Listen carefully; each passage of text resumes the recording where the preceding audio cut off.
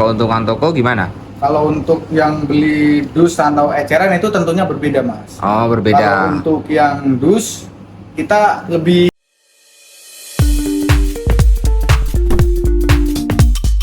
Video ini dipersembahkan oleh Radar Edukasi, berbagi wawasan menambah pengetahuan.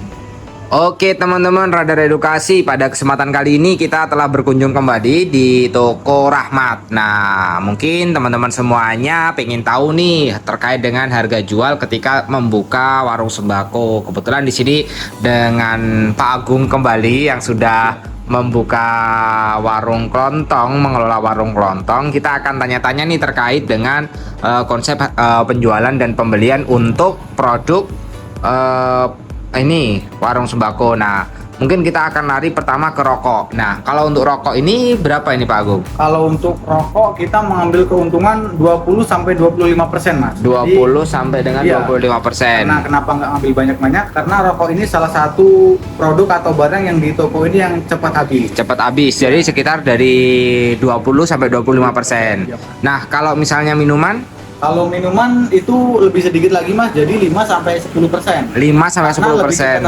Lebih cepat habis lagi. Jadi barang yang semakin cepat habis, kita ngambilnya sedikit. juga semakin sedikit ya. Iya.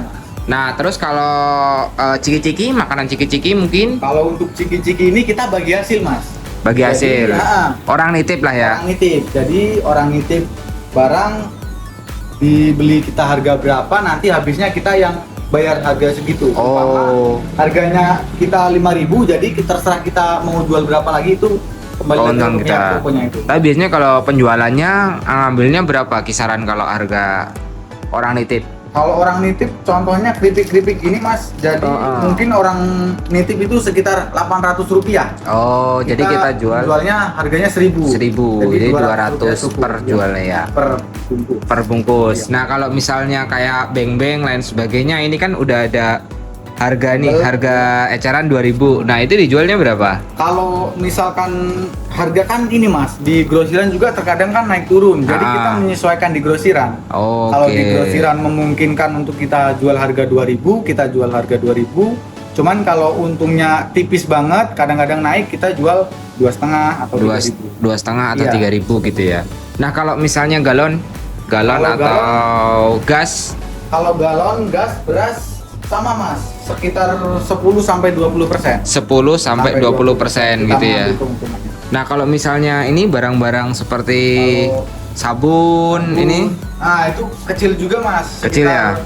5-10% kita mengambil keuntungan. 5 sampai 10%. Nah, kalau dari semua barang ini yang paling banyak ngambil keuntungan itu biasanya apa Pak Agung? Dipecah belah, Mas. Pecah Untuk belah. saat ini dipecah belah. Bisa sampai 50%, 40-50%. Kalau pecah belah seperti Karena ini kan ya. produknya tahan lama, nggak Tahan bisa basi lama. atau expired. Jadi kita mengambil keuntungan sedikit banyak Sedikit karena produknya banyak. tahan lama. Oke Pak Agung. Jadi yang paling banyak keuntungan besar sebenarnya di pecah belah. Di pecah belah. Tapi lakunya juga enggak karena lama ya. lakunya lama bertahan. Berarti menentukan penjualan toko warung kelontong kayak gini sebenarnya semakin barang itu cepat habis kita harus semakin sedikit. semakin Nah, sedikit. Tapi kalau barang itu lama berarti kita untungnya semakin ditambah ya nggak banyak, cuman agak beda dari yang cepat biar habis. menutup ini ya. Iya, untuk Soalnya juga kalau misalnya kita jual ini pecah belah seperti ini kan nggak ada basinya ya. ada basinya. Nggak ada basinya, jadi tapi kita kan ini kan memenuhi tempat lah ya. Iya. Jadi ya Untungnya- kita inilah. untungnya ditambah berbeda dari barang yang lain.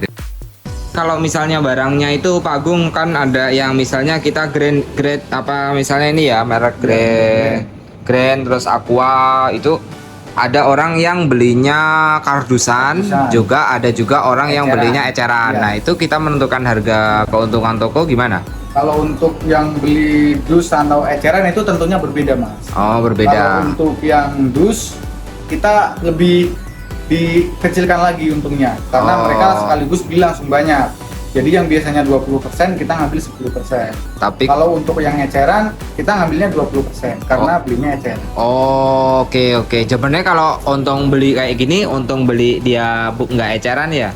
Untuk yang beli sekalian langsung dusan sekalian. Cuman kan mungkin beberapa mahasiswa saja yang membutuhkan dusan. Kebanyakan karena mahasiswanya tidak terlalu membutuhkan banyak-banyak, jadi ya eceran. Oke, siap. Nah ini sekali lagi nih ada tulisan ini cukup menarik nih bagi saya. Nah ini kalau ada nggak yang di sini yang datang toko terus mau utang? Oh iya Mas, jadi sedikit cerita Mas, kenapa ditempel atau dipajang tulisan seperti ini? Karena dulu waktu awal-awal buka toko banyak mahasiswa atau orang-orang Pembeli. di sini pembeli yang berhutang. Ya kan, tetapi seperti yang kita semua tahu, ketika ditagih justru yang berhutang itulah mereka yang mana Mas. Jadi sehingga kita sungkan biar sama-sama enak. Jadi kita kasihlah tulisan atau peringatan bahwasanya untuk dilarang. Iya, siap. Oke Pak Agung. Terima kasih ya Pak Agung atas waktunya. Sukses selalu untuk toko Rahmatnya.